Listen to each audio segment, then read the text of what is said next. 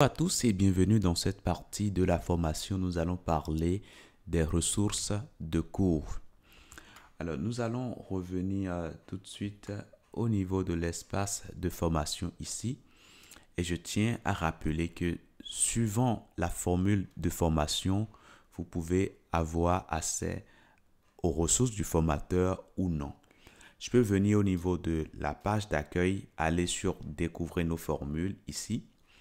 Et là, quand vous allez commence par descendre ici, vous allez voir qu'il y a ici ressources de formation et cette ressource, les ressources de formation sont disponibles pour les formules de basique jusqu'à business.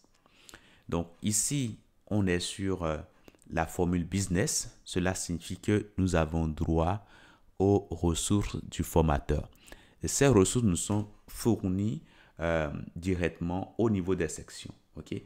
Donc là, au niveau de la session 12, par exemple, quand je viens sur la session 63 ici, vous voyez qu'il y a ici ressources. Voilà, cela signifie que le formateur met en téléchargement des fichiers qu'on peut utiliser pour mieux avancer. Alors, ces ressources, parfois, c'est des ressources qui sont optionnelles, c'est-à-dire le code source de votre formateur, et c'est bien ce que vous avez également dans votre éditeur puisque vous le suivez et vous réalisez les TP avec lui, vous avancez avec lui. Donc du coup, parfois, c'est des ressources que vous n'aurez pas forcément besoin de télécharger.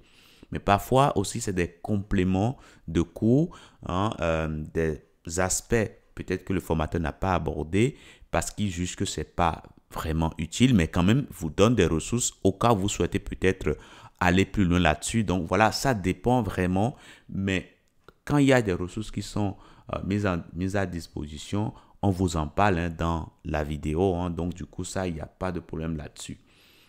Maintenant, comment est-ce qu'on peut récupérer ces ressources-là? Il suffit de venir sur ressources, cliquer et là, vous voyez la liste des ressources qui sont disponibles. Alors, il y a une ressource ici qui s'appelle caractères spéciaux.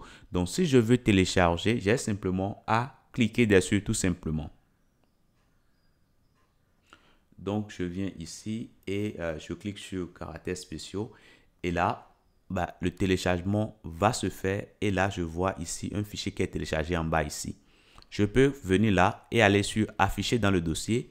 Et là, ça va me montrer tout simplement le dossier dans lequel mon fichier a été enregistré. Je peux prendre ça et ramener ça dans mon navigateur là pour l'ouvrir.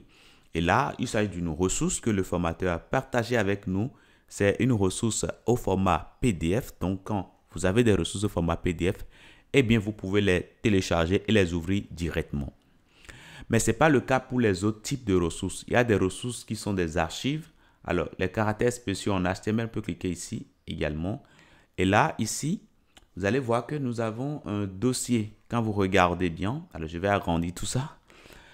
Quand vous regardez bien, vous allez voir que nous avons un dossier avec voilà, cette fermeture au milieu. Ça signifie tout simplement que dans l'état, vous ne pouvez pas l'utiliser directement comme ça. Puis il s'agit d'un dossier compressé. Donc, il y a plusieurs fichiers qu'on a tous compressés pour en faire un seul dossier. Pardon, un seul fichier. Donc, ça finit souvent par .zip. Donc, quand vous voyez les fichiers qui finissent par .zip, attention, vous ne pouvez pas directement commencer par les utiliser. C'est ce que nous allons voir tout juste dans la prochaine partie. Donc, selon les formules de formation, il peut y arriver que vous ayez droit aux ressources. C'est le cas quand vous êtes dans les formules basiques et supérieures.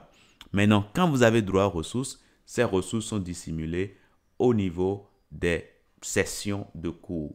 Donc, il suffit simplement de venir au niveau des sessions de cours pour voir ce que le formateur met en téléchargement. Et puis, quand vous venez dessus, vous pouvez cliquer sur la ressource que vous voulez et systématiquement, cette ressource va se télécharger. Et quand ça se télécharge, si c'est une ressource au format PDF, l'ouverture se fait systématiquement. Par contre, si c'est sous forme de fichier compressé, là, il y a une façon de faire pour pouvoir rentrer dans ce fichier-là et récupérer. Et c'est ce que nous allons voir dans la prochaine partie. Je vous dis merci et à tout de suite.